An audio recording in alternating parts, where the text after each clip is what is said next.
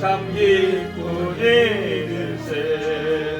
이 어두운 세상 지나서 저 천성함으로 주 예수 믿는 힘으로 온 세상 이기네. 믿음이 이기네. 믿음이 이기네. 주 예수를 믿음이 온 세상 이기네. 많이 먹었어요? 네. 아이고, 너무 아파가지고 내야 되겠다. 아무나 좀 안겼어. 아, 잠깐 못 들어가야 되나? 조금만 기다려. 책상에. 잠깐만 396장 장기입니다. 이것도 밖에 아니지. 아니. 396, 396장. 이거 붙들면 됐네. 가방 어디 있어? 가방. 주 예수 이름 소리 높여 찬송 드리니 그 거룩하고 크신 영광 널리 보이네. 나의 영혼 싸울 때 나의 영혼 싸울 때 주 나의 대장 되시사 나를 인도하소서. 금제에 빠져 종된 백성 도와주시고 그 영광 나라 백성들에게 하여 주소서. 나의 영혼 싸울 때 나의 영혼 싸울 때 저 나의 대장 되시사 나를 인도하소서. 내 영의 원수 이기림을 너가 주시랴.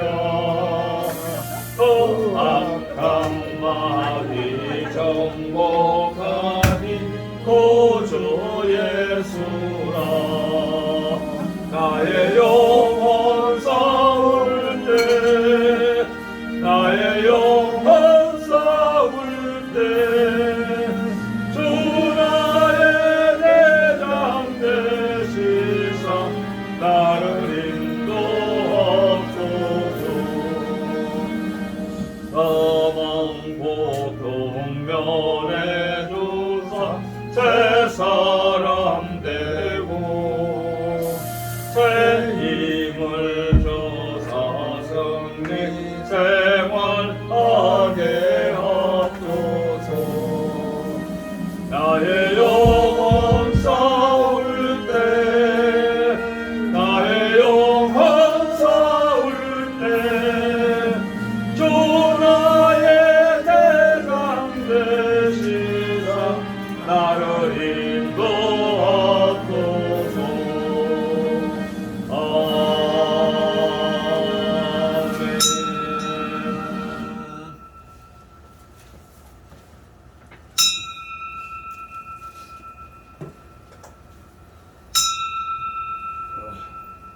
다 같이 묵상 기도 드리시므로 주일 오예배 하나님께 다 같이 묵도 드립니다.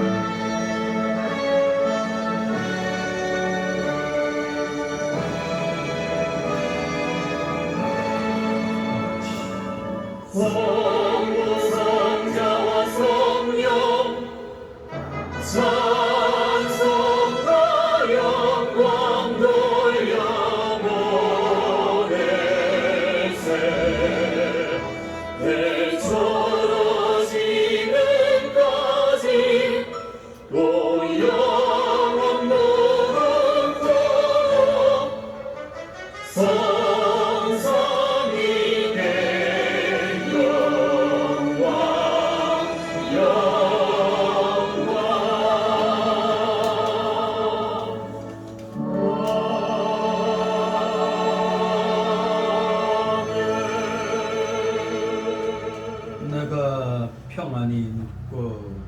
자기도 하리니 나를 안전히 거하게 하시는 이는 오직 여호와시니이다. 아멘.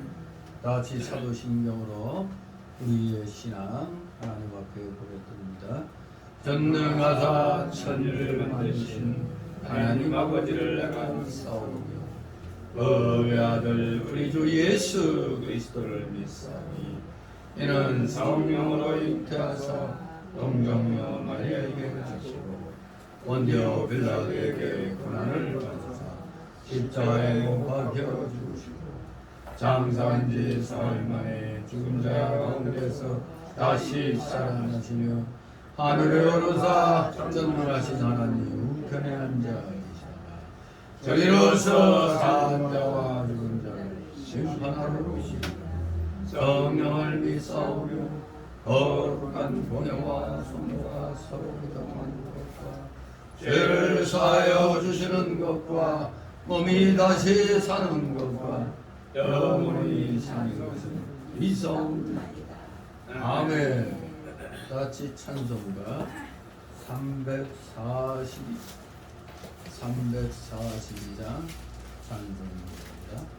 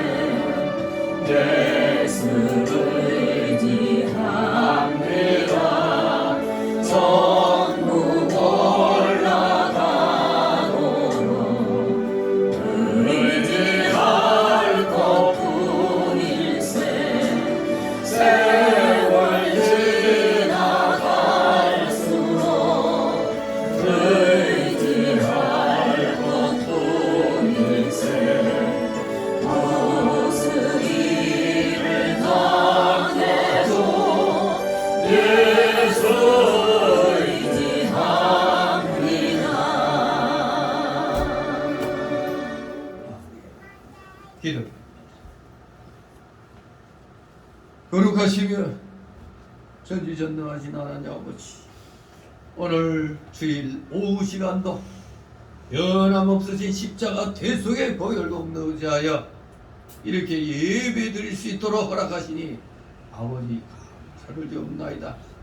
세상에 빼앗겼던 마음들이 오전 예배를 통하여 다시 한번 주님 앞에 온전히 돌아오게 하여 주시고, 우리 자신이 혹시나 지금까지 신앙생활 잘했다고 생각하므로 알게 모르게 돌아온 탕자의 그 형과 같은 그런 교만한 마음을 품고 우리가 또 하나님 앞에 불충한 그런 모습을 보였는지를 생각하게 하여 주시니 아버지 감사를 드립나이다. 철저하게 말씀 중심으로 하나님 중심으로 변함없는 신앙생활에 하나님의 자녀들이 되어야만 하겠습니다. 세상의 변화에 따라 우리가 민감한 그러한 마음 자세는 가져야 되지만 세상의 흐름에 우리 자신들을 똑같이 맡긴다면 우리는 예수 믿고 구원받은 자들이 아닌 줄 믿습니다. 우리 기독교인은 세상을 거슬려 세상과 맞서 세상의 잘못된 점을 지적하고 책망하고 하나님의 거룩하신 그 자애로운 그 사랑의 그 말씀 안으로 우리가 들어와야 된다는 걸 우리는 철저히 인식하면서 우리 구원받은 성도들은 어느 곳에 가든지 무슨 일을 하든지 철저히 말씀 중심으로 세상의 빛과 소금으로서의 몸을 보이는데 부족함이 없는 자들 다 되게 하여 주시옵소서. 비록 지난날 허랑방탕한 그런 생활을 했지만 주님 안에 들어온 이상 우리는 지난날의 생활로 절대 돌아가서는 안 된다는 것 분명히 기억하고 철저히 자신을 쳐서 복종시키며 우리 속에 아직도 많이 남아있는 그 옛사람의 그 죄악성과 부패성과 완악성과 연약성을 철저히 쳐내는 훈련, 조금도 게으름 피우지 아니하고 해나가는 진실된 하나님의 자녀들 다 되게 하여 주시옵소서. 세상이 뭐라고 하든 우리는 믿음의 길, 진리의 길을 가야만 되는 줄 믿습니다. 세상은 마귀에게 속해 있어서 거짓말을 밥 먹듯 합니다. 그러나 우리는 거짓과 맞서 싸워 진실된 하나님의 말씀을 전하며 그것을 증거하는 삶을 생활 속에서 실천해야 되겠기에 우리는 절대 거짓과 타협할 수 없습니다. 예수 믿고 구원받은 자들은 마귀하고는 원수가 되었기 때문에 절대 그 마귀 세력과 타협은 불가한 줄 알고 우리 사랑하시는 자녀들 철저하게 다시 한번 믿음 안에서 말씀 안에서 자신을 만들어감으로 하나님께 영광 돌려드리는데 조금도 부족함이 없는 자들 다 되게 하여 주시옵소서. 이제 점심 식사를 하느라 매우 졸리운 그 시간입니다. 이 졸음 마귀에게 지지 않게 하옵소서.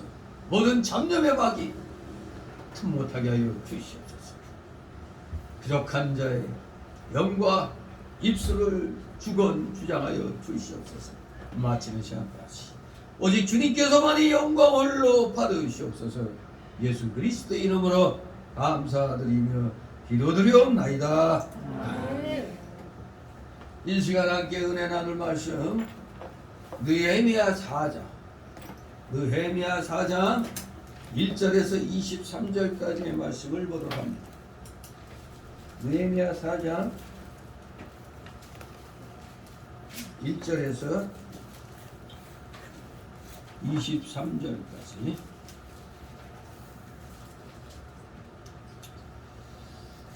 교대로 읽도록 합니다. 느헤미야 4장 페이지 수로 구약 731쪽 정도 있습니다. 731, 732쪽 보시기 바랍니다. 느헤미야 4장 1절에서 23절까지 1절 있습니다. 산발랏이 우리가 성을 건축한 다음을 듣고 크게 분노하여 유다 사람을 비웃으며 자기 형제들과 사마리아 문야서 하나여 가는데 이 약한 사람의 하나님이 무엇인가 스스로 공격하려는가 재단을 부리려는가 아래 공격하려는가 소아의 물을 흥무더기에서 암몬 사람 도비아는 곁에 섰다가 가로되 저들의 건축하는 성벽은 여우가 올라가놓고 무너지리라 하더라.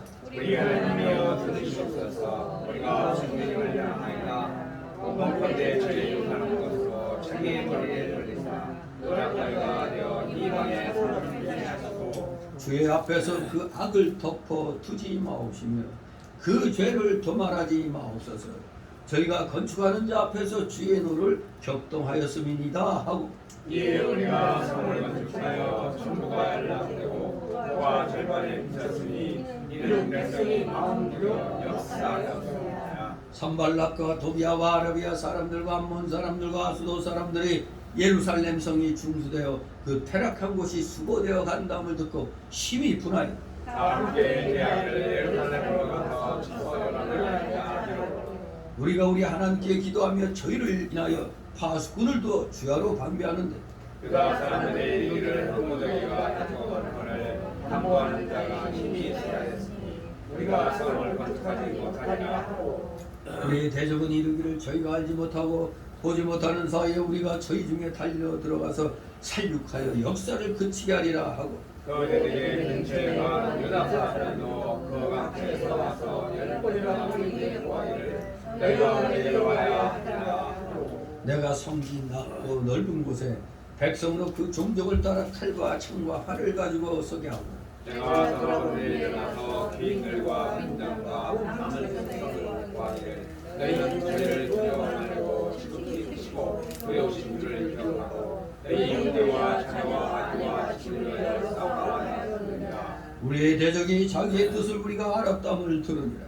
하나님이 저희의 꾀를 피하셨으므로 우리가 다 성에 돌아와서 각각 역사하였는데 그대로부터 내 종들의 절반은 역사하고 절반은 탐구를 입고 창과 백과 활을 가지고 민장을 이다 속에 있었으며 성을 건축하는 자와 담보하는 자는 다 각각 한 손으로 일을 하며 한 손에는 병기를 잡았는데 건축하는 자는 각각 칼을 차고 건축하며 나팔을 내 곁에 섰습니다. 내가 귀인들과 민장들과 남은 백성에게 이르기를 이 역사는 크고 넓음으로 우리가 성에서 나뉘어 삼거가 먼저 너희가 물론 어디서든지 나팔 소리를 듣거든 우리로 모여 우리에게로 나와 우리 하나님의 우리를 위하여 싸우시리라 하였느니라. 우리가 이같이 역사하는데 무리의 절반은 통틀 때부터 별이 나기까지 창을 잡았었으며 그때 내가 또 백성에게 구하기를 사람마다 그 종교와 함께 열려버리고 하더니 하늘을 위하여 구성했고 낮에는 역사리라.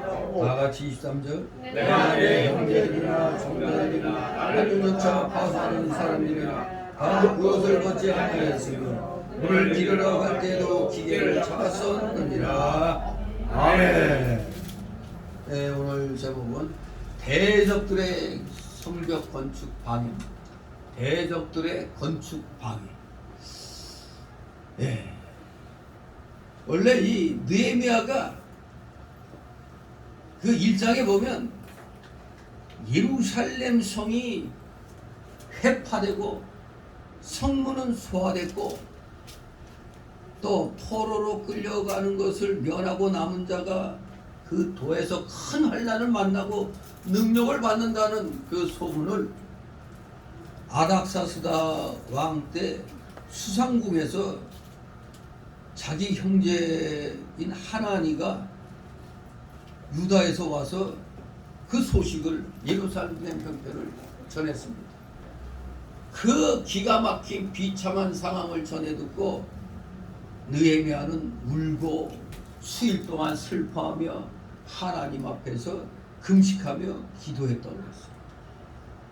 그러므로 왕의 총애를 받는 가운데서 이제 느헤미야가 이제 왕의 명령으로 그 3차 귀환민들을 이끌고 예루살렘으로 옵니다.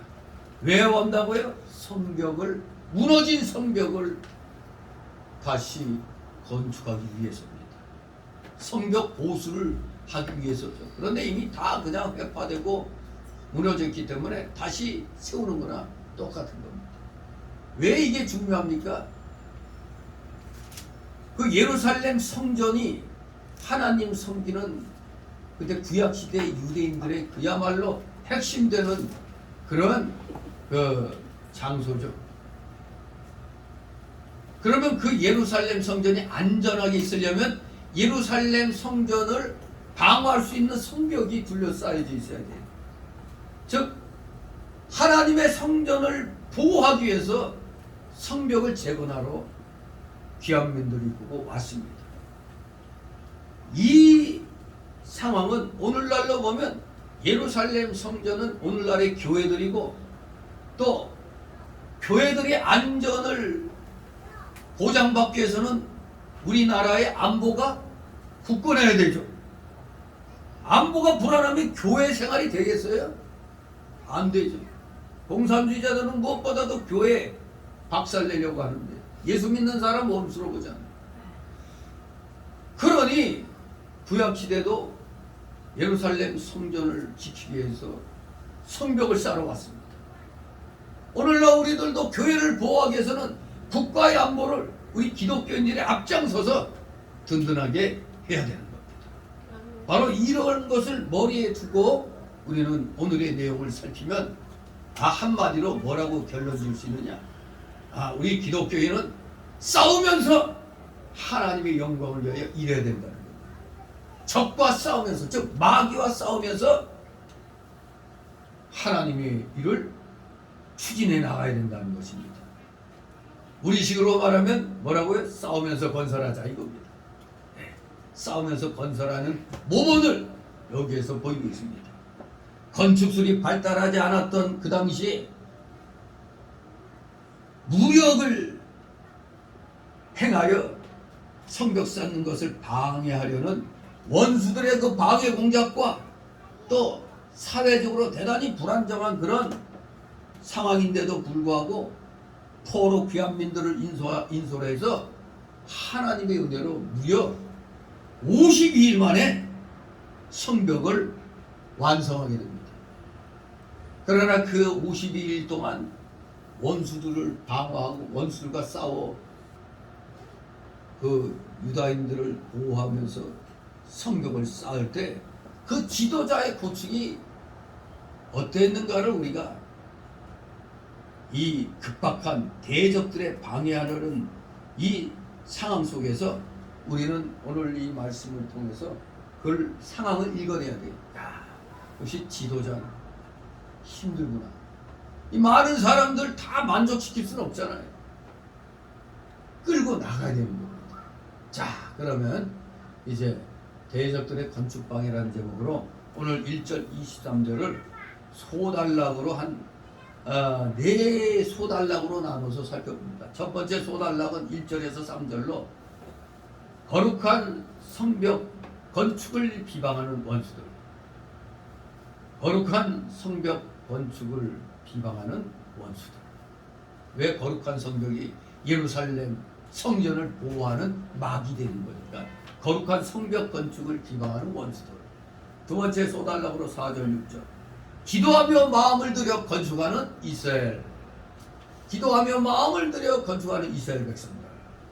세 번째 소단락으로 7절 12절 외부의 핍박과 내부의 세약. 정말 안팎으로 보존을 하게 됩니다. 그리고 마지막 네 번째 소단락으로 13절 23절 주야를 전투정신으로 일하는 이스라엘. 싸우면서 일하자. 이 슬로건 아래에 13절 23절에 이스라엘 백성들의 모습을 보게 됩니다. 자, 먼저 첫 번째 단락 1절 3절 거룩한 성벽 건축을 비방하는 원수들. 1절 3절 있습니다. 산발lat이 우리가 성을 건축한 다음을 듣고 크게 분노하여 여러 사람을 누수며 자기 형제들과 사마리아 군대 앞에서 말하여 가로되 이 미약한 유대 사람들이 하는 일이 무엇인가? 스스로 경고케 하려는가? 제사를 드리려는가? 하루에 피력하려는가? 소아행들을 흙무더기에서 다시 일으키려는가 하고 안본 사람 도비하는 곁에 섰다가 하루되 그들을 건축하는 성벽은 누가 올라가도 곧 무너지리라 하더라. 아멘. 네. 정말 지금 1절과 3절 1절에서 3절까지 읽었는데 이 원수들이 그 조롱 그리고 위협 이것이 지금 느껴지고 있습니다. 평소 유대인들의 실상을 잘 알고 있던 그 산발락 등이 처음에는 유대인의 성벽 재건을 일소에 붙여버렸습니다. 그런데 일사불란하게 이 성벽 건축이 진행되자 당혹하는 그런 과정이 여기 1절에서 또 3절을 거쳐 4절, 6절, 7절, 8절까지 이렇게 잘 묘사되어 있습니다. 지난날 이스라엘은 약속된 땅에 들어가면서 정복 사업을 벌였습니다. 정복 사업을 벌였는데 이제 과거의 영광은 다 잃어버린 채 자기 땅의 성벽을 준수하는 일에서조차 이렇게 주변 세력들의 방해를 받는 그러한 지경으로 지금 전락된 모습을 서글프게 우리는 바라보게 됩니다.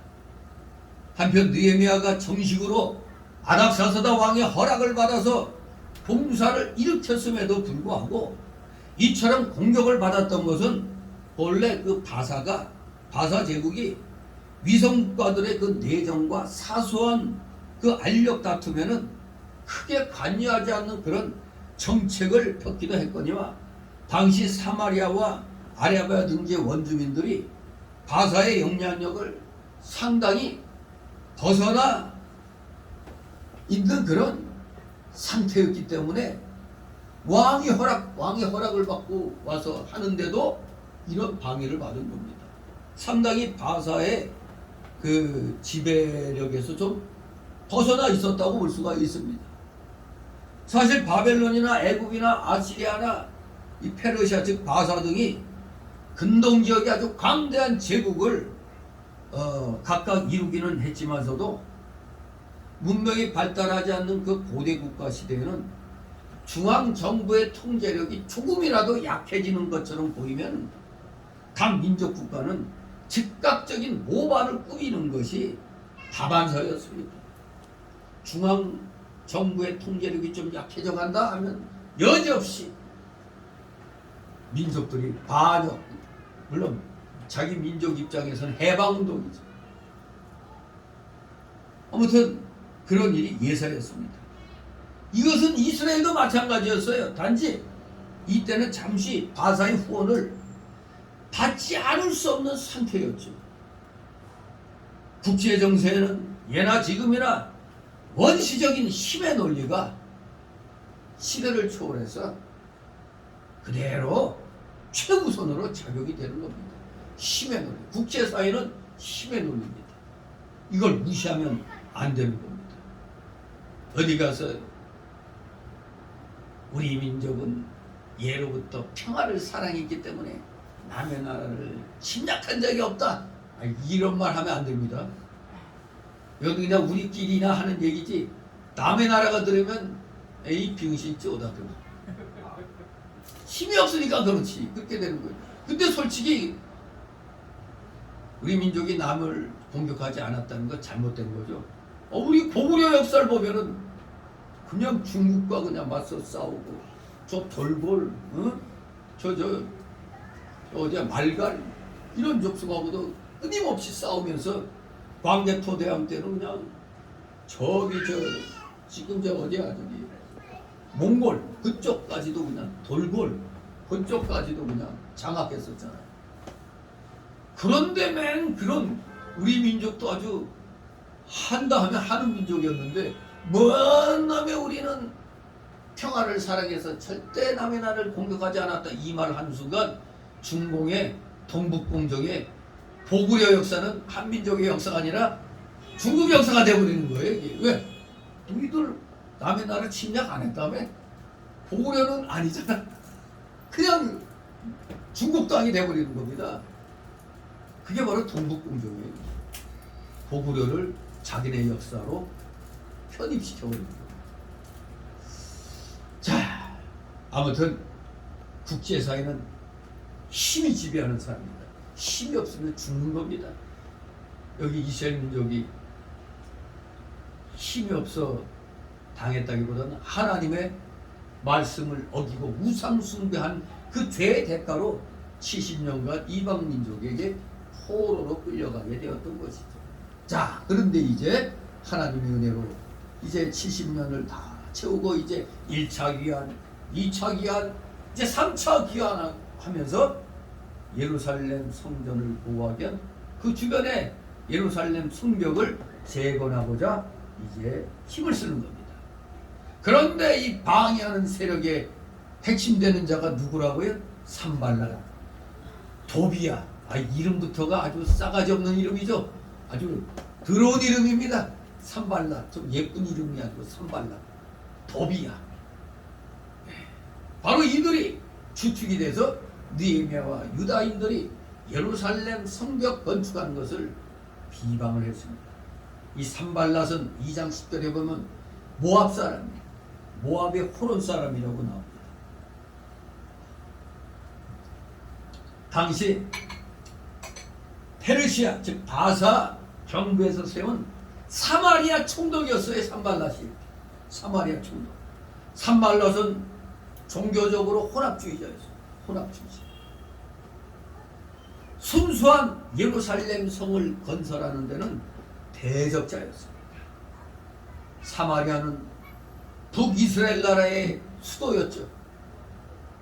그러나 BC 721년 아수르가 점령하여 그곳에 많은 이스라엘 백성을 다른 지방으로 옮기고 다른 지방에서 많은 사람을 사마리아로 이주시켰어요. 그래서 사마리아에는 이방인과 남아있던 이스라엘 사람들이 섞여 살면서 그야말로 호절민족을 이루게 된 겁니다. 그러니까 남유다 사람들이 북이스라엘 사람들 보고 어떻게 생각해요? 개만도 못하게 생각하고 이렇게 길 가다가 북이스라엘 사람들, 그러니까 북이스라엘 하면 우리나라도 북한 하면 평양, 평양 하면 북한, 서울 하면 대한민국, 대한민국 하면 서울, 이런 식으로 북이스라엘 하면 사마리아, 사마리아 하면 북이스라엘, 이렇게 아예 도식화되어 있는 겁니다. 딱 사마리아 사람 같은 자 딱 오면 어떻게 했다고? 싹 피해갖고 왔어요. 뭐 한마디로 우리말로는 뭐가 무서워서 피합니까? 더러워서 피하는 거지. 바로 사마리아 사람이 아직 안 끝났어. 사마리아 사람이 무서워서 피한 게 아니라 더러워서 피한 거거든. 이만큼 사마리아 사람들이 멸시당했어요. 혼합민족이 됐다고 해서. 그야말로 하나님께 저주받게 된 거죠. 그래서 멸망하게 된 거 아닙니까? 북이스라엘이. 이러니 이들은 당연히 멸망받을 만한 그런 모든 조건이 돼 있어요. 종교적으로도 하나님과 이방신을 혼합해서 섬겼잖아요. 하나님을 알면서 이방신과 혼합해서 섬긴 겁니다. 바로 그런 곳에 총독으로 있는 산발랏은 떡하니 보니까 뭐 예루살렘이 재건되어 가지고 뭔가 좀 세게 보인단 말이에요. 그러니까 저거 그냥 놔둘 수가 없는 겁니다. 자기들이 위협당할 위험이 있기 때문에 예루살렘 성 쌓는 것을 방해하며 비방을 한 것입니다. 즉 느헤미야가 쌓는 성은 하루에 필력하는 성처럼 치졸하고 미약한 성이 된다고 비방을 하는 겁니다. 거기에다 또 도비야라는 놈이 뭐라고 또 비방합니까? 조롱하죠. 이놈 암몬 사람입니다. 도비야는. 아까 산발랏은 모압의 호론 사람이라고 했죠. 이 도비야도 아니나 다를까 암몬 사람이었어. 근데 사실 모압과 암몬은 그 근원을 따지고 봤더니 어때요? 이스라엘과 형제잖아. 누구의 자녀죠? 자손이죠? 룻이죠. 아니 롯. 룻은 여인이고 롯의 그 딸들 사이에서 태어난 족속 아니에요. 아무튼 그러니까 암몬과 모압 족속은 이미 정말 세상에 존재해서는 안 될 존재들인데 존재하게 됐던 겁니다. 그러니까 유대인의 그 회에 들어오지 못하게 했죠. 아무튼 도비야는 암몬 사람으로 이방신을 섬기면서 역시 하나님을 대적하는 그런 부류의 사람입니다. 그는 유다인이 쌓는 예루살렘 성은 어떻게 조롱했다고? 여우가 올라가도 무너질 정도로 보잘것없고 미약한 성이라고 비방했습니다. 여우가 올라가도 무너진다면 우리 사람이 올라가면 더 그냥 폭삭한다는 얘기 아닙니까?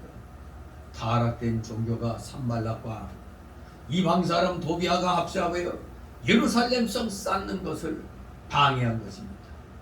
언제나 타락한 종교가와 세상 권세가 합세해서 참 성도를 핍박합니다. 우리 겪었죠?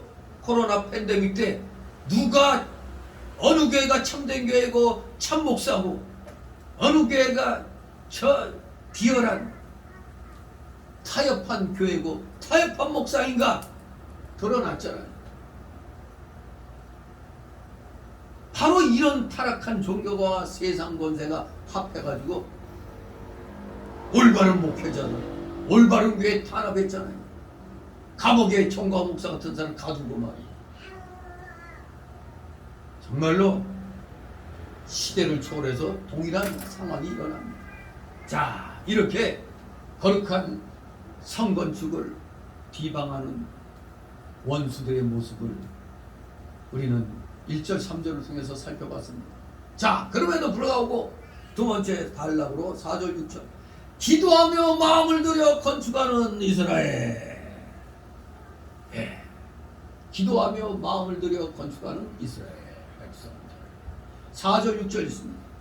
우리 하나님이 들으시옵소서. 우리가 없이 빼김을 당하나이다. 원컨대 저희의 욕하는 것으로 자기의 머리에 돌리사 노략거리가 되어 이방에 사로잡히게 하시고 주의 앞에서 그 악을 덮어두지 마옵시며 그 죄를 도말하지 마옵소서. 저희가 건축하는 자 앞에서 주와 노를 격동하였나이다 하고 이에 우리가 성을 건축하여 전부가 연락되고 뭐가 절반에 미쳤으니 이는 백성이 마음들여 역사하였음이니라. 아멘. 느헤미야는 원수들이 아무리 비방하고 업신여겨도 좌절하지 않고 하나님께 도와달라고 기도하면서 성 건축을 계속하였습니다. 9절, 14절, 24절 좌절하지 않고 계속 진행했습니다. 올바른 일은 누가 방해를 해도 환난이 엄습해 온다 하더라도 올바른 일은 진행해 나가야 되는 거예요. 핍박하는 자들 때문에 하나님의 일을 중단하면 마귀에게 지는 것입니다. 오늘날도 하나님의 일을 하려면 여러 가지 시험과 환난과 핍박이 오는 것입니다. 그럴 때라도 느헤미야처럼 중단하지 말고 하나님께 기도하면서 하나님의 능력만 의지하며 계속 전진해 나가야 하는 것입니다. 원컨대 저희의 욕하는 것으로 자기의 머리에 돌리사. 이 마치 어떻게 보면 저주하는 것 같죠? 이 느헤미야의 저주나 또 시편 69장 22절 18절 79장 12절 109장 6절 20절에 보면은 시편 기자들의 그 저주는 얼핏 보면은 사랑과 용기를 강조하는 성경과는 상충되는 것으로 보이죠.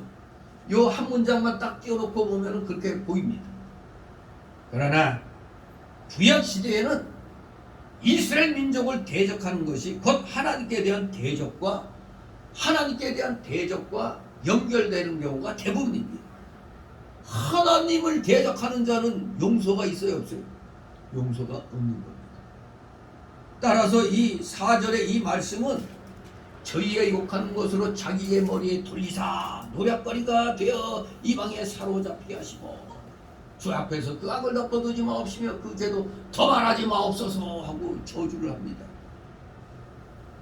그래서 이 저주의 말씀이 마치 마태복음 5장 44절에 원수를 사랑하고 너희를 핍박하는 자로 해서 기도하라는 말씀과 완전히 다른 것처럼 느껴지죠.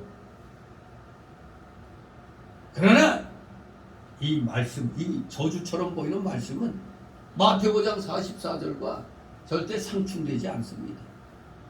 하나님 앞에서 모든 사람이 죄인이기 때문에 누가 누구에게 궁극적인 심판을 가할 자격이 없는 겁니다. 하나님의 눈을 격동시키는 죄인들에게는 하나님이 인정 내지는 위탁에 의해서 징계가 가해질 수 있기 때문에 이것을 우리가 잊으면 안 됩니다. 입만 열면 원수를 사랑하라고 했다고 저 김일성이 저 주사파까지도 하나님의 교회를 무너뜨려가는 원수까지 무조건 대항하지 말고 사랑해야 된다 이런 말로 이제 마태오 5장 44절 말씀을 자꾸 인용한단 말이에요. 그 문맥을 우리가 잘 알아야 되는 거예요. 그 말씀 한 절 딱 끊어가지고 그냥 알면은 성경을 곡해하게 되는 겁니다. 문장 전체를 우리가 잘 파악해서 그 문장 맥 안에서 우리가 이해를 해야 됩니다. 주님의 노를 격동시키는 죄인들은 하나님의 징계가 가해질 수가 있다는 사실을 잊어서는 안 되겠습니다. 더구나 이 4절에서 느헤미야는 자신이 직접 나서지 않고 하나님께서 대신 이방인들을 도구로 사용하여 적을 제어해 주실 것을 강구하고 있는 겁니다. 참으로 이 느헤미야 원수들의 그 방에 기도하면서 전진해 나갔습니다. 얼마나 열심히 일을 했는지 전부가 연락되고 고가 절반에 미쳤으니 이는 백성의 마음들의 역사였다고 고백하고 있습니다. 전부가 연락된다는 건 다 연결되었다는 거죠. 백성들이 건축한 성벽이 처음부터 끝까지 다 쫙 아구가 맞아 연결되었다는 겁니다. 오늘날 영적 시험성을 건축하여 나가는 일도 성도와 성도가 연결되고 교회와 교회가 서로 연결되어야만 하는 겁니다. 이렇게 이루어진 것이 바로 백성들이 마음을 합하여 했기 때문에 그렇습니다. 마음들의 역사였음이니라. 유다 백성들이 원수들의 비방과 핍박 속에서도 절대 약해지지 않고 전심전력을 기울여 역사를 계속했기 때문에 성벽이 전부 다 연결되었고 더구나 절반이나 높게 쌓게 되었습니다. 우리도 이렇게 신령한 하나님의 성을 건축할 때 마음을 다하고 뜻을 다하고 정성을 다해야 제대로 된다는 것을 우리는 또 이 말씀들을 통해서 깨닫게 되는 거죠. 이제 세 번째 단락으로 7절 12절 외부의 핍박과 내부의 쇠약입니다. 외부의 핍박과 내부의 쇠약 7절 8절 있습니다. 산발락과 도비아와 아라비아 사람들과 암몬 사람들과 아스돗 사람들이 예루살렘 성이 중수되어 그 퇴락한 곳이 수호되어 간다함을 듣고 심히 분하여 다 함께 꾀하기를 예루살렘으로 가서 쳐서 멸하게 하자 하기로. 아멘. 대적들은 예루살렘 성이 잘 건설되고 완성되어 가는 것을 보고는 대단히 노하고 꼭 그러면서 근심하면서 걱정하면서 여러 사람을 동원하여 요란케 하며 역사를 방해하기로 작정했습니다.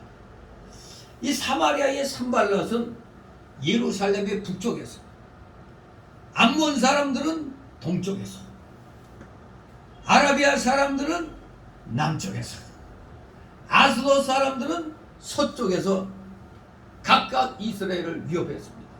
그야말로 동서남북 사방이 다 적으로 에워싸여 있고 이들이 그냥 호시탐탐 지금 협박을 하고 치려고 하고 있는 것입니다.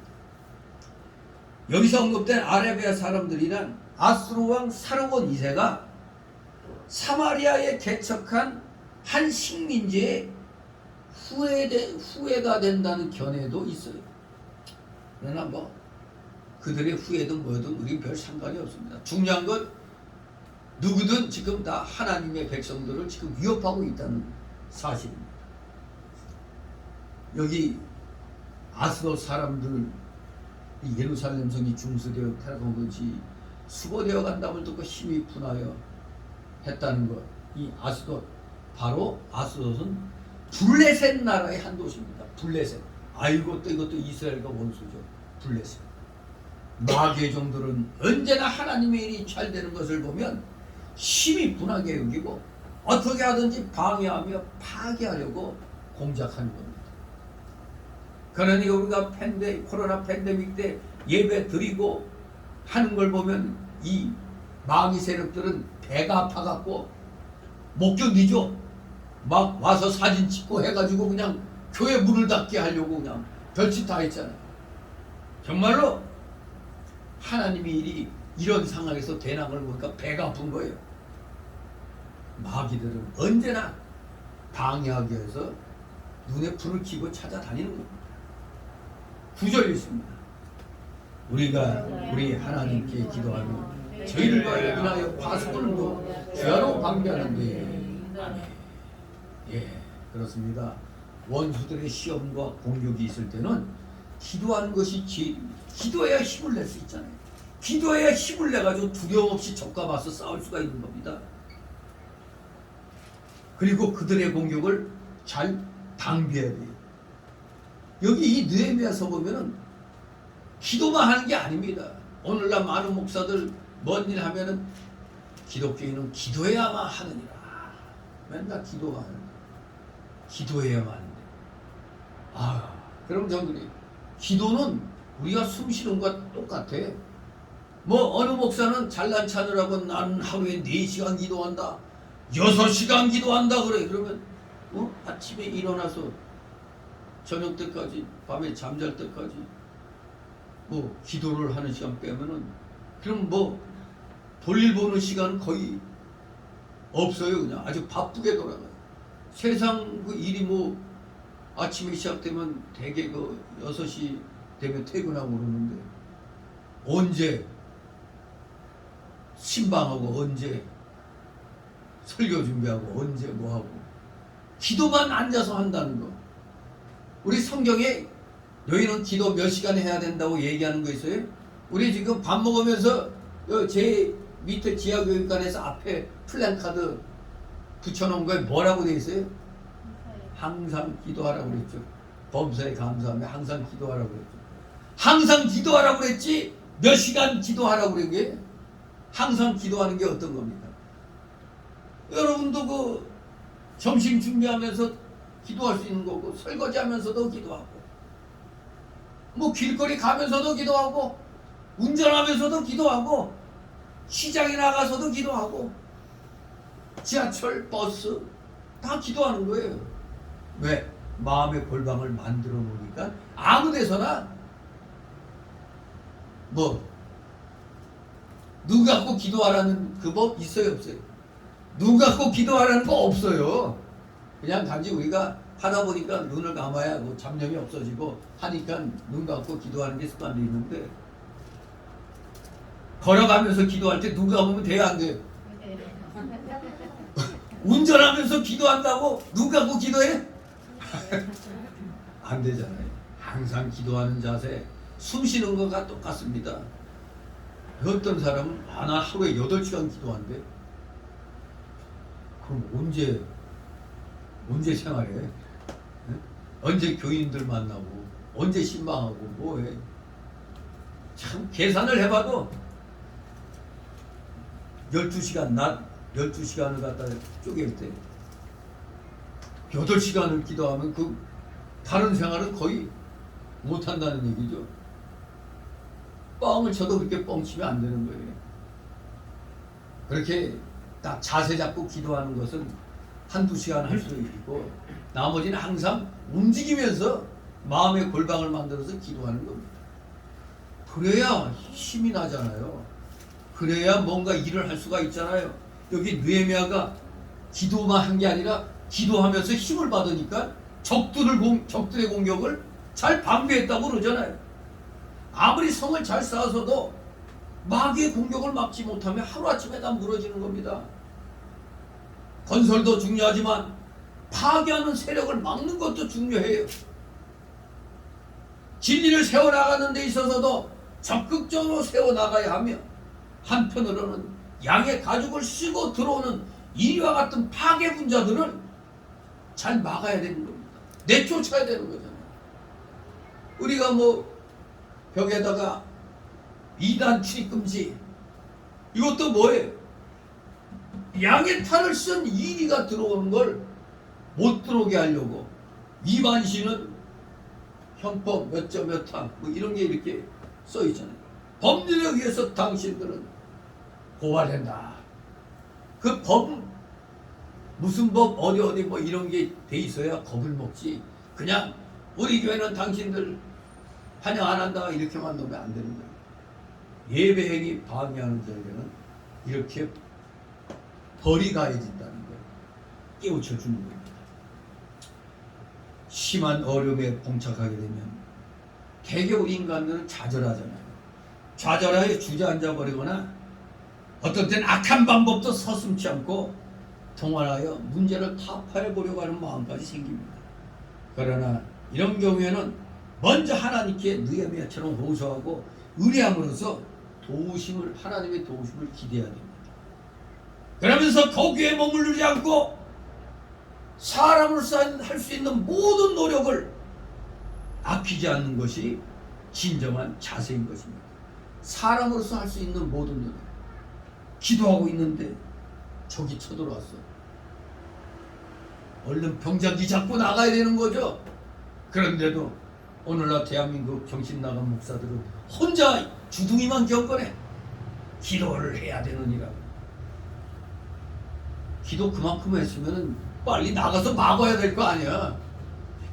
적을 물리쳐야 될 거 아니에요. 그런데도 미싸우니 하고 있으니까 이 중들이지. 아니 중보다 못하죠. 중들은 임진왜란 때 보니까 나라가 위태로워지니까 승병을 조직하잖아요. 아 근데 이 정신 나간 이 성경을 잘못 이해한 목사들은 무조건 아이가 그냥 사랑으로 모든 걸 덮어야 된다고. 아까도 나왔잖아요. 주의 노를 격동시키는 죄인들에게는 하나님의 인정 내지는 위탁에 의해서 징계가 가해질 수 있다는 것을 알아야 되거든요.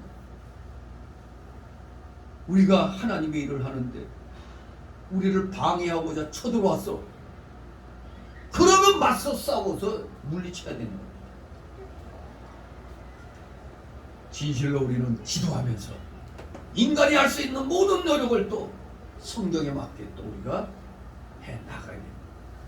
정말로 그 옛날 로마 카톨릭이 종교개혁해서 나간 이 신교도들을 너무나 무자비하게 죽였어요. 얼마나 잔인하게 또 그 바티칸 그 지하에 고문실이 그냥 고문실에 그 기구들 보면 무시무시해요. 심지어 사람을 통닭구이 같이 항문에서 찔러서 그냥 입으로 뚫고 나와 죽이는 그런 짓도 서슴없이 했단 말이에요. 로마 카톨릭. 그리고 신교도들이 이렇게 예배드리는데 쳐들어와가지고 남녀노소 불문곡식하고 다 때려 죽이고 이런 일도 있었던 겁니다. 그러면 쳐들어오면은 그 빨리 막아야 되는데 갑작스럽게 그냥 치고 들어오니까 모조리 다 당하기도 했고 그랬죠. 분명히 우리가 기도하면서 단기를 해야 되는 겁니다. 10절 12절 있습니다.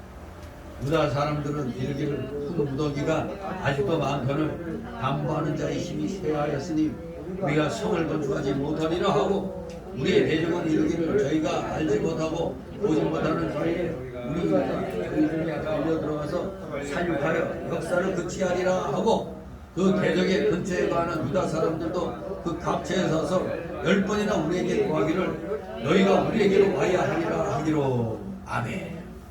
예. 예루살렘 성을 쌓는 공사가 오래가기 때문에 유다 사람들은 결국 기력이 쇠어버립니다. 성을 더 이상 건축하지 못하겠다고 이제 내부에서 이제 이 불만이 나옵니다. 이제 힘이 다해서 못하겠다. 처음에는 열심히 했지만 시간이 오래가니 기진맥진하게 된 겁니다.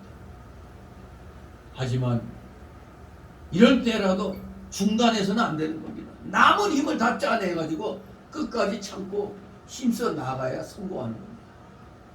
이런 인간의 힘이 진해질 때 하나님이 도와주시기 때문입니다. 우리가 할 일을 다 해야지 하나님의 도우심이 있지. 우리는 놀면서 하나님 알아서 해주시죠. 이게 오늘의 현대교회 신앙인들입니다. 하나님이 알아서 다 해주겠지. 특히 은사주의자들. 맨날 지들은 주둥이만 가지고 있어. 그러면서 하나님만 시켜먹으려고 그래요. 지들이 해야 할 일은 지들이 해야 되는 겁니다. 그래야 하나님이 도와주시는 겁니다. 그때 대적들은 자기 근처에 사는 유다 사람들을 위협하고 혹은 미혹해서 성 쌓는 일을 못하도록 공작을 폈습니다. 느헤미야와 유다인들에게는 참으로 내후 외환의 고난이 닥친 것입니다. 그러나 그때에도 느헤미야는 역시 지도자다웠습니다. 낙심하지 않고 하나님만 의지하고 적극적으로 하나님의 일을 계속 추진해 나갔던 겁니다. 너희가 우리에게로 와야 하리라, 이 말씀. 대적의 근처에 사는 유다인들이 유대 지도자들에게 자기들에게 와서 타협하자고 했습니다. 왜 지금 대적들이 근처에 있으니까 늘 위협을 느끼잖아요. 그러니까 유다 지도자들 좀 와가지고 그럼 이들과 좀 어떻게 좀 잘해봐라, 이런 겁니다. 그러나 유다 지도자들은 타협하지 않았습니다. 이게 옳은 겁니다. 하나님을 대적하는 우리하고는 타협하면 안 됩니다. 하나님에는 절대 비진리와 타협하는 순간 실패하는 것입니다. 비진리하고 어떻게 진리가 타협이 됩니까? 그리스도와 벨리알이 어떻게 함께 할 수가 있어요? 안 되는 것입니다. 네 번째 달락으로 13절, 23절. 주야를 전투정신으로 임하는 이스라엘 백성들. 싸우면서 일하자. 이것을 우리에게 가르쳐주고 있습니다. 자, 13절, 14절 있습니다. 내가 산이 낮고 넓은 곳에 백성으로 그 종족을 따라 칼과 창과 활을 가지고 쏘게 하고 내가 돌아본 후에 일어나서 그들과 임장과 남은 백성의 고하기를 너희는 저희를 두려워하고 저희의 것이고 두려우신 주를 기억하고 너희 형제와 자녀와 아내와 집을 위하여 싸우라 하였었느니라. 아멘. 네. 그렇습니다. 신앙이 있는 자는 외적 위기에 흔들리지 않는 것입니다. 그래서 느헤미야는 먼저 급박한 위기에 대처할 실질적인 대응책으로 실전 준비를 갖춥니다. 바로 13절이 바로 칼과 창과 활을 가지고 서게 하라. 실전 준비를 하는 겁니다. 그리고 14절에 하나님의 도우심을 상기시키잖아요. 그래서 백성들을 다시 주의 사역에 전념하게 하는 것입니다. 바로 15절 말씀이 바로 전념하게 만든 겁니다. 성지 낮고 넓은 곳의 백성으로 그 종족을 따라 칼과 창과 활을 가지고 서게 했습니다. 성지 낮고 넓은 곳. 느헤미야는 성벽을 두루 둘러본 후 가장 취약한 지역에서부터 경계하도록 시킨 겁니다. 적이 쳐들어오면 안 됩니다. 그런데 그 종족을 따라 이렇게 배치했어요. 각 종족들 가운데서 병정들을 뽑아 그들 각자의 종족들을 지키게 한 겁니다. 너희 종족은 너희가 지켜야 된다. 자기 형제나 자식들을 위해서 싸운다는 생각에서 그들은 더욱더 심려를 기울이지 않을 수가 없었을 것입니다. 심려를 기울여 이렇게 지키게 된 겁니다. 너희는 저희를 두려워 말고 적이 크시고 두려우신 주를 기억하라고 했습니다. 두려워하게 되면 될 일도 안 됩니다. 특히 전투 상황에서 적의 위세에 압도당하면 싸워보기도 전에 좌절하고 자멸하게 되는 겁니다. 지뢰 적의 군세를 보고 겁을 먹어버리면 이미 그 전쟁은 끝나버린 거예요. 고구려 안시성 전투에서 당나라 100만 대군이 물밑이 밀려와가지고 성을 뺑 둘러쌌어요. 안시성에서 뚝 내려보니까 아마 숨이 막혔을 겁니다. 그래도 끝까지 당태종과 맞서 안시성을 지켰잖아요. 좌절하면 안 되는 거예요. 우리 한 사람 남을 때까지 싸워 적들을 물리치지 않은 이 자세, 이 자세가 있었기 때문에 안시성 전투에서 당나라 백만대군을 물리칠 수가 있었던 겁니다. 그런데 싸워보기도 전에 아이고 우리는 안 돼 하면 끝나버린 겁니다. 진실로 두려워하고 경외할 분은 오직 한 분 하나님이시란 사실을 잊으면 안 됩니다. 오직 하나님만이 모든 인간의 영원한 생명을 좌우하시기 때문에 우리 사람은 궁극적인 의미에서는 두려움의 대상이 될 수가 없어요. 하나님만이 우리의 두려움의 대상인 거지 사람이 두려움의 대상이 아닌 것입니다. 다윗은 기골이 장대한 골리앗을 보고도 두려워하지 않고 오히려 사무엘상 17장 45절 보면 만군의 여호와 이름으로 맞아 싸워 승리한 바가 있습니다. 그것도 문매가 이번에 기독교 박물관에서 보니까 문매가 뭐 요게 끈이 쭉 이렇게 나 있고 바로 끝을 이렇게 이제 꼬고 여기다가 돌을 갖다 딱 놓고 이렇게 하면서 탁 하고 이 놔야 여기에 있던 게 착 날아가는 거죠. 그러니까 이거 이해해갖고 맞힌다는 게 이게 상당한 실력이 아니고는 할 수가 없어요. 바로 이렇게 해서 거대한 골리앗을 다윗이 그냥 쓰러뜨려 버렸잖아요. 우리말로 하면 짱돌이 그냥 여기 그냥 딱 하고 박혀버린 겁니다. 그것도 미간에. 황소 죽일 때 도끼로 바로 그 미간에 치는 거예요. 그래야 한 방에 그냥 죽일 수 있죠. 도끼로 그냥. 급소거든요, 이 미간이. 사람도 마찬가지입니다. 아무튼 그러한 체험 속에서 그런 다윗은 하나님께서 동에게 주시는 까닭에 사망의 음침한 골짜기로 다닐지라도 해를 두려워하지 않는다고 시편 23장 4절에서 그렇게 하나님을 찬양했던 겁니다. 여기 느헤미야 역시 하나님의 도우심을 확신하고 있었기 때문에 대적들의 공격을 두렵게 여기지 않고 오직 하나님만을 의뢰했던 겁니다. 그는 성벽 중건이라고 하는 일이 하나님에 의해서 이루어질 것임을 굳게 믿고 있었기 때문에 오늘 이 본문처럼 아주 담대하게 외칠 수가 있었던 것입니다.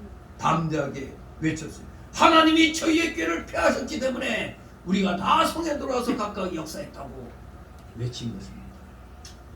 하나님이 저희의 꾀를 폐하셨다. 이스라엘 백성들을 기습하여 상륙하겠다는 유언비를 퍼뜨림으로써 이스라엘 백성들을 낙담케 만들려고 했던 대적들의 그 계략은 그 11절의 그 계략은 느헤미야의 동료 활동으로 인해서 좌절되었던 겁니다. 그러나 느헤미야는 모든 일의 공로를 오직 하나님께 돌렸습니다. 바로 우리는 이 느헤미야의 태도에서 뭐를 배울 수 있느냐?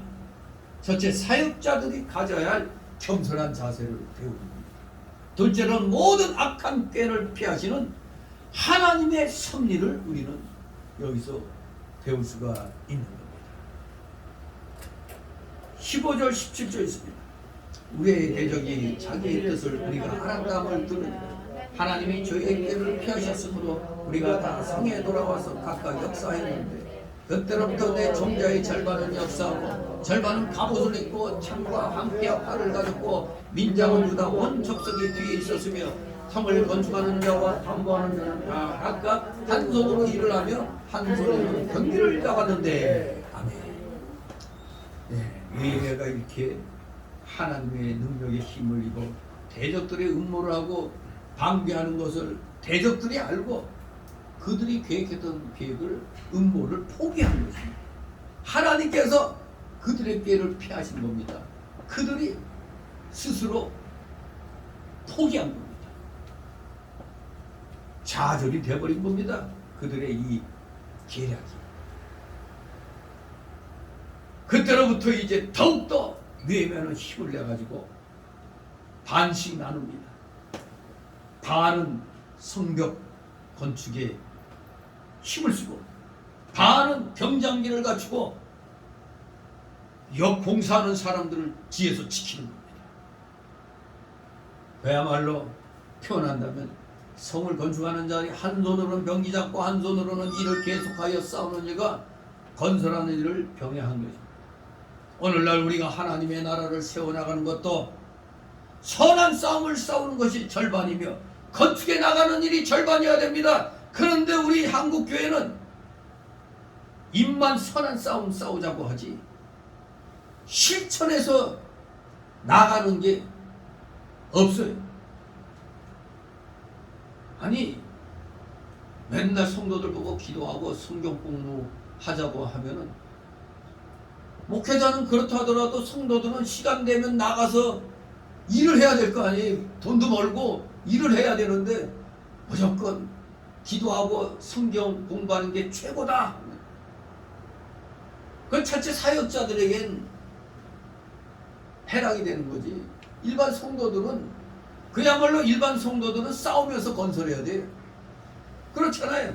직장 생활 해야지 돈을 벌어서 또 교회 헌금할 때 헌금도 하고 그런 거 아니에요. 봉사할 때 봉사하는 거잖아요. 근데 무턱대고 기도하고 성경 공부하는 게 최고 선한 일이니까 이것만 해라 이러면 그럼 목사가 교인들 다 먹여 살려야 될 거 아니에요. 그럼 목사도 어디 가서 돈 벌어야 되네. 그러니까 앞뒤가 안 맞는 소리를 하는 겁니다. 정말로 선한 싸움 싸우는 것도 절반, 건축해 나가는 하나님의 일을 해나가는 것도 실천해 나가는 것도 절반이어야 됩니다.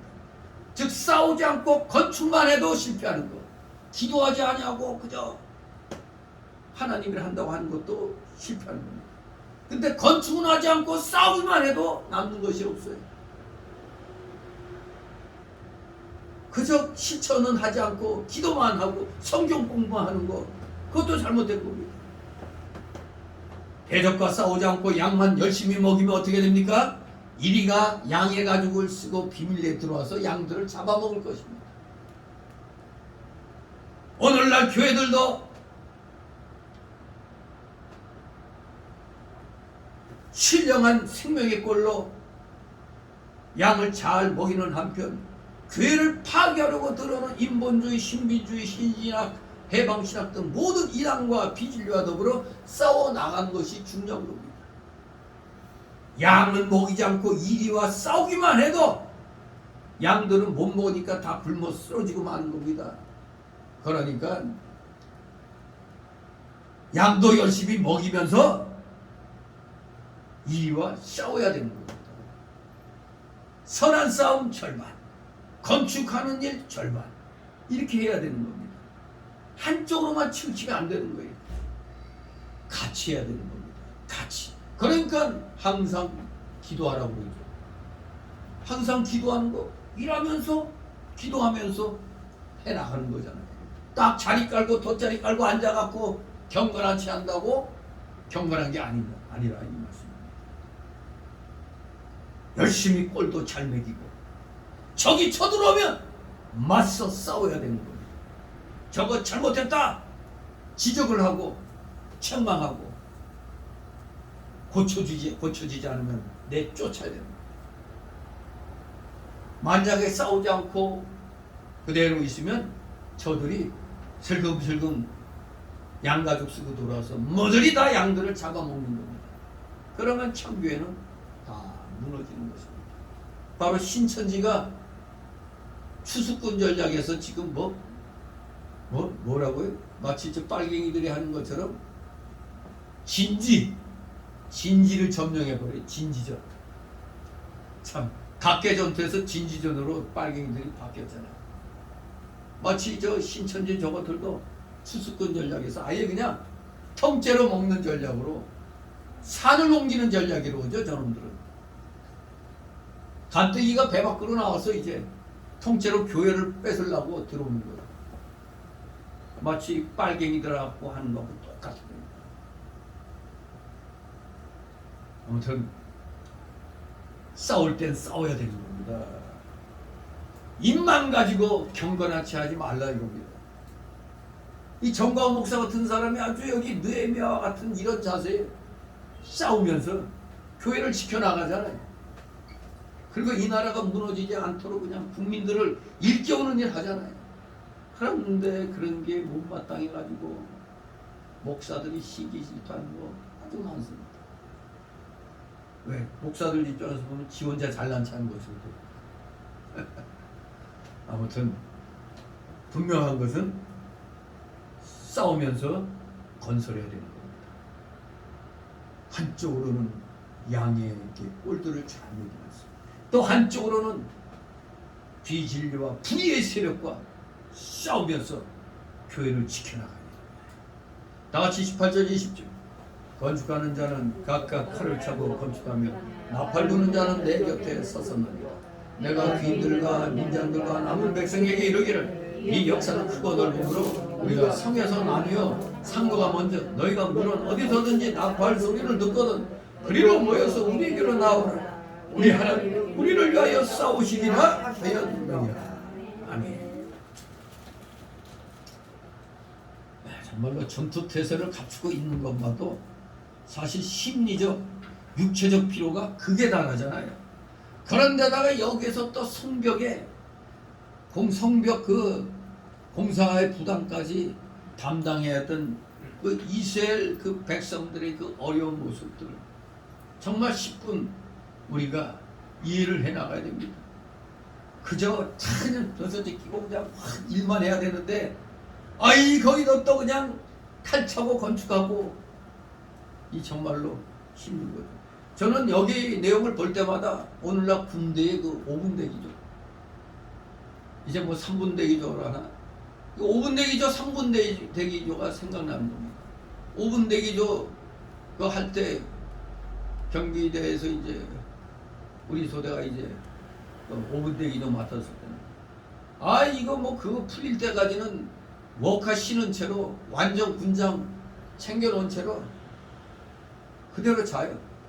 그대로 그냥 워카도 못 벗고 바로 비상하면 그대로 뛰어나가야 되니까 지금 여기 느헤미야와 이스라엘 백성들이 그야말로 5분 대기조 정신입니다. 보니까 원수가 대적해오면 싸우려고 모든 사람이 허리에 칼 차고 성을 건축했다고 그랬어요. 건축하다가도 저기 하면 그냥 바로 칼 빼들고 맞서야 되니까. 그리고 나팔 부는 사람들은 느헤미야 곁에 있었습니다. 지도자 옆에서 또 나팔 소리에 맞춰서 또 행동을 해야 됩니다. 성 건축 역사가 너무 광범위하니까 서로 멀리 떨어져 있으니 그럴 때 나팔로 위기를 알려야 되는 거예요. 나팔로. 나팔 소리가 급하게 되면 적이 쳐들어왔다 이겁니다. 그러므로 대적이 올 때 이렇게 나팔을 불어야 멀리서도 모여와서 함께 싸울 수 있기 때문에 나팔수는 필히 지도자 옆에 있어야 되는 것입니다. 정말로 18절 20절 보면 얼마나 급박한 상황이라는 걸 알 수 있잖아요. 일하는 것도 벅찬데 거기다 또 칼까지 차고 그냥 일을 해야 되니까 아주 힘든 그러한 상황이었습니다. 한마디로 지금의 이 상황은 그 당시 그 이스라엘 백성들의 오늘날로 말하면 전군의 무장화예요. 전군의 무장화. 그러니까 여기서는 전 역군의 무장화, 전 역군의 무장화가 여기에서 요구됐던 겁니다. 21절 23절 있습니다. 우리가 이같이 역사하는데 우리의 절반은 동설때부터 별이 나기까지 창을 잡았었으며 그때 내가 또 백성에게 구하기를 사람마다 그 종자와 함께 예루살렘 안에서 잘 지니 밤에는 우리를 위하여 파수하겠고 낮에는 역사하리라 하고 내나 내 형제들이나 종자들이나 나를 쫓아 파수하는 사람들이나 다 그것을 벗지 아니하였으며 물을 기르러 갈 때에도 기계를 잡았었느니라. 그냥 저절로 군대 갔다 온 남자들은 그냥 뻔히 눈에 보인단 말이에요. 5분 대기조 같이 새벽부터 저녁까지 경비 서면서 건설을 게을리하지 않았음을 우리는 알 수가 있습니다. 무리의 절반은 동틀 때부터 별이 나기까지 창을 잡았다 보초 쓰고 있었다 이겁니다. 성 쌓는 일 전반, 경비하는 일 절반으로 해서 새벽부터 밤 어둘 때까지 계속 일하며 싸웠습니다. 참 대단했습니다. 이렇게 했으니까 52일 만에 예루살렘 성벽이 재건된 겁니다. 52일 만에 놀라운 일입니다. 또 밤에 잘 때에도 자기네 집으로 돌아가지 않았습니다. 성 안에서만 잤어요. 더군다나 옷도 벗지 않고 물길을 갈 때에도 혹시 적이 있을지 모르니까 무기를 잡고 갔단 말이에요. 그야말로 진짜 눈에 불을 켜면서 경비하면서 일을 한 것입니다. 잘 때에도 방심하지 않게 해서 오늘날의 오근대기들처럼 옷을 벗지 않고 잤습니다. 정말로 이들은 기드온의 300용사처럼 싸우는 정신을 잠시라도 잊지 않았던 것입니다. 정말로 느헤미야의 지도력이 돋보이고 있습니다. 어떻게 백성들을 다 위로하고 격려하고 인도했으면 백성들이 이렇게 일사불란하게 이렇게 움직였겠느냐 이겁니다.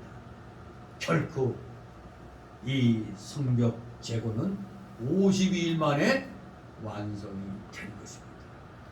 그냥 된 것이 아니죠. 이런 피눈물 나는 이 노력이 있었던 겁니다.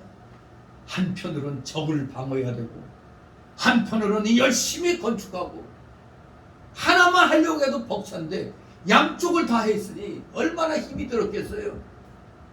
그러나 하나님이 함께하여 주심으로 이 일이 참으로 은혜 가운데서 이제 마치게 되는 겁니다.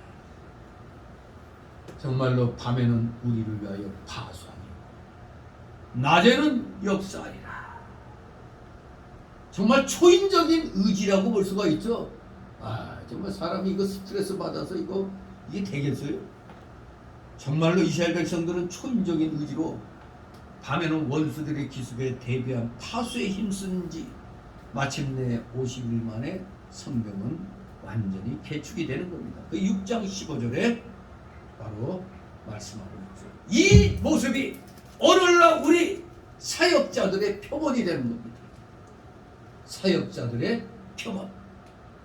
즉 땀 흘려 수고하는 봉사와 호시탐탐 우는 사자같이 산길자를 찾아오는 사단을 막기 위한 기도와 파수가 동시에 병행돼야 된다는 것을 오늘 사역자들에게 가르쳐주고 특별히 우리 대한민국 사역자들에게 딱 알맞는 말씀인 겁니다. 그저 그냥 입만 살아가지고 기도만 하면 된다는 식으로 하는 이런 말하는 사람들 있잖아요. 기도하면서 어떻게 하라고? 같이 파수도 해야 되는 겁니다. 몸을 움직여서 또 해야 할 일을 해야 되는 것입니다. 우리 모두 오늘 주시는 말씀의 뜻을 잘 깨달아 우리는 일반 사람들보다도 더욱 부지런해야 된다는 거 알 수가 있죠. 더욱 부지런해야 되는 겁니다. 원수와 싸우랴, 막아내랴, 또 하나님께 기도하랴, 얼마나 이 바쁩니까? 그러나 하나님이 힘 주시고 지혜 주시니까 능히 할 수 있다. 이 자세를 가지고 오늘부터 또 열심히 한 주간 열심히 기도하시면서 사회생활 열심히 하시는 여러분 되시기를 주님의 이름으로 축원합니다. 기도. 거룩하신 하나님 아버지 감사를 드립니다. 말씀을 통하여 진정한 믿음의 용장들은 싸우면서 건설한다는 걸 다시 한번 마음판에 새깁니다. 한편으로는 기도와 경건 생활하면서 또 한편으로는 원수의 세력과 맞서 싸워야 된다는 이 사실 분명히 기억하고 우리 모두 진정 살아있는 믿음의 사람들, 행동력 있는 실천력 있는 믿음의 사람들 다 되게 하여 주시옵소서. 감사드리며 예수 그리스도 이름으로 기도드리옵나이다. 아멘. 같이 찬송가 386절 386절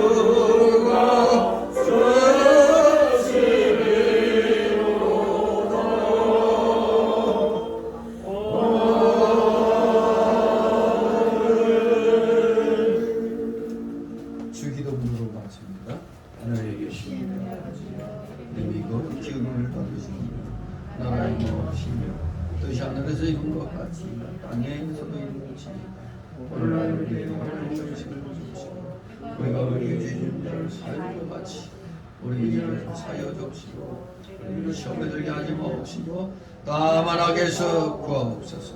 내게 나라와 권세와 영광 아버지께 영원히 있사옵나니